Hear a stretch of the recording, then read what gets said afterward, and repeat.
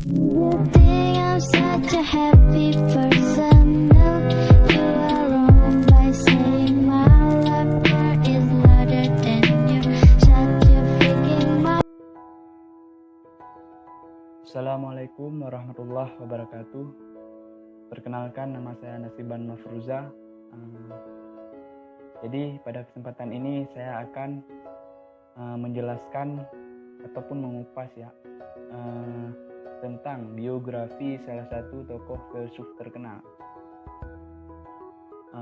Sebelumnya, penghormatan saya kepada Bapak Burhanuddin, SPDI MA, selaku dosen pengampu. Terima kasih, Pak. Jadi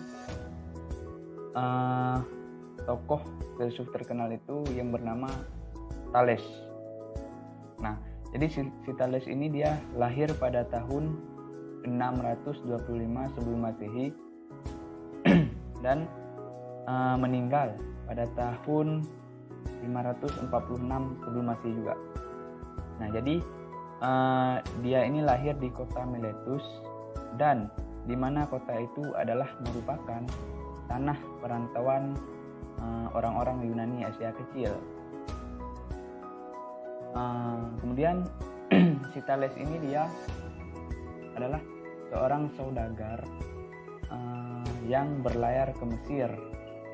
Nah, di Mesir Thales mempelajari ilmu ukur dan membawanya ke Yunani kelak. Nah,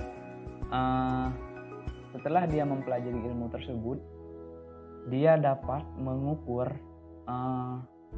piramida tanpa alat bantu seperti meteran atau lain sebagainya. Dia hanya bisa mengukur dengan bayangannya saja, dan dia juga dapat mengukur jarak kapal yang di laut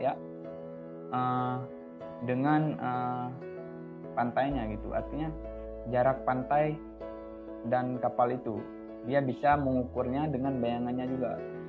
Nah, jadi bayangkan betapa hebatnya si Thales ini.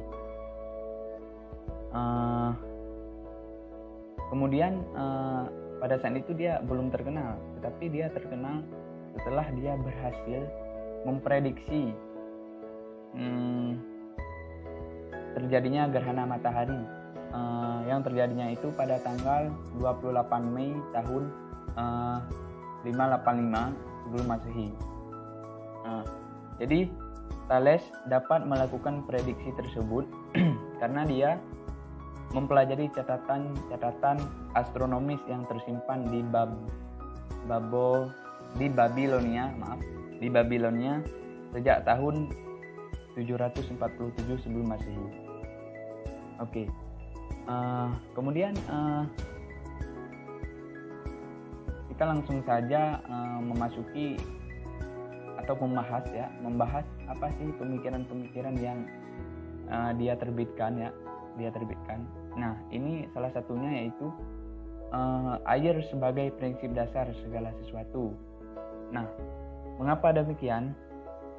Si Thales menyatakan bahwa air adalah prinsip dasar segala sesuatu karena air ini adalah menjadi pangkal pokok dan dasar dari segala-galanya yang ada di alam semesta.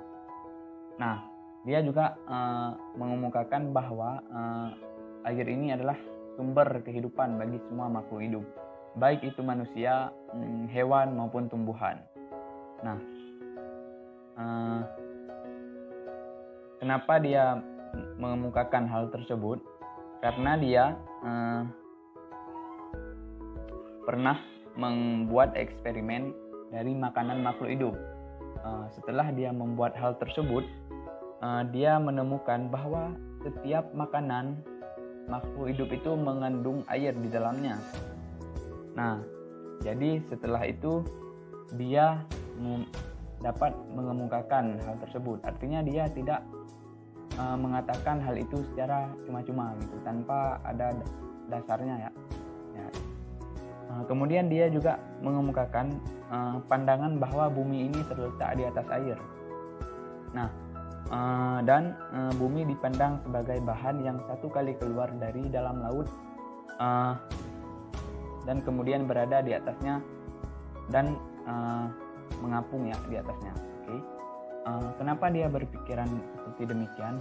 Ya mungkin karena ini, pernah nggak sih kalian melihat orang ketika membuat sumur ya, dan pada saat itu ketika telah digali hingga mencapai kedalaman yang lebih kurang 15 meter ya lebih, dan pada saat itu telah ditemukan air yang keluar dari bumi itu ataupun dari tanah itu, dan itu disebut mata air. Nah mungkin karena itu si Thales mengemukakan pendapatnya seperti ini gitu kawan-kawan. Baiklah, sekarang kita lanjut untuk pemikirannya yang kedua, yaitu pandangan tentang jiwa. Nah ini agak sedikit unik. Kenapa? Karena dia mengatakan bahwa segala sesuatu di jagat raya memiliki jiwa. Jadi jiwa tidak hanya terdapat di dalam benda hidup. Nah, jadi jiwa ini juga terdapat di dalam benda mati. Contohnya, dia membuat contohnya di sini yaitu magnet ya. Nah, sebelumnya gini, teori tentang materi yang berjiwa ini disebut Heilizoisme. Oke.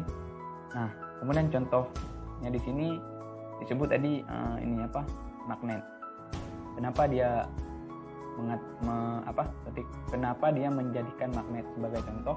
Karena begini, magnet itu dapat menggerakkan besi jika diadu dengan besi kan, jika disatukan dengan besi. Maka oleh karena itu pergerakan itu disebut dengan jiwa. Maka dia mengatakan atau mengemukakan bahwa magnet itu benda mati yang mempunyai jiwa. Baik, selanjutnya yang terakhir yaitu pandangan politik.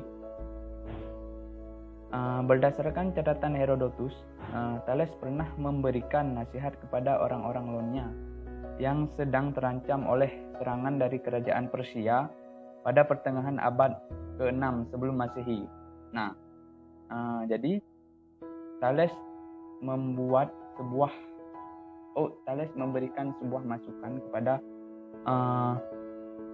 orang-orang Ionia untuk membentuk pusat pemerintahan dan administrasi bersama di kota Theos yang memiliki posisi sentral di seluruh dunia. Di dalam sistem tersebut, kota-kota lain di Ionia dapat dianggap seperti distrik dari keseluruhan sistem pemerintahan Ionia. Dengan demikian, Ionia telah menjadi sebuah polis yang bersatu dan tersentralisasi. Nah, jadi si Thales ini sangat berpengaruh ya terhadap kemajuannya kota Ionia ini.